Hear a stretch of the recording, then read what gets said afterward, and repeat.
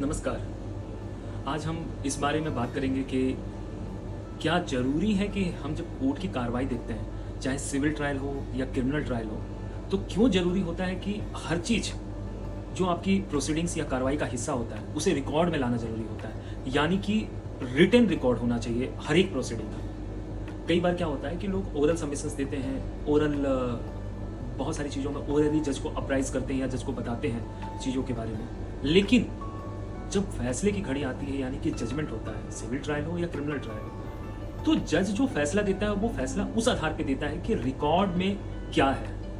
अब रिकॉर्ड में कोई भी चीज़ लाने का क्या प्रोसेस है और क्यों ज़रूरी है लाना। देखो क्या होता है कि कई बार हमारे देश में कोई ट्रायल है, वो कोई 15 दिन या 1 महीना या 2 महीने की प्रोसीडिंग नहीं होती है। कई साल लग जाते हैं नॉर्मली एक ट्रायल को कंप्लीट होने। और अगर आपकी तमाम डिफेंस या आप अगर कंप्लेनेंट है, यानी कि आप या पिटिशनर है जिन्होंने केस किया है, तो अगर आपकी तमाम चीज़ें रिकॉर्ड पे नहीं होगी तो समस्या ये होगी कि जब शुरुआत में केस का एडमिशन हुआ सिविल केस में या चार्ज फ्रेमिंग हुआ क्रिमिनल केस में, तमाम गवाहियाँ हुई और इन सब के बाद जब फाइनल जजमेंट का समय आता है तो एक पॉसिबिलिटी ये भी है कि जिन जजेस ने शुरुआत में आपकी गवाही कराई या शुरुआती प्रोसीजर्स कराया वो जज कोई और होगा और जिसने जजमेंट दिया वो जज कोई और हो सकता है। तो जब जज का ट्रांसफर हो जाए और हमारा जजमेंट देने वाला जज कोई और है जो आपके फाइनल आर्गुमेंट को सुनेगा, तो वो तो उसी चीजों पे भरोसा कर पाएगा, उसका परसेप्शन तो उसी बात से बनेगा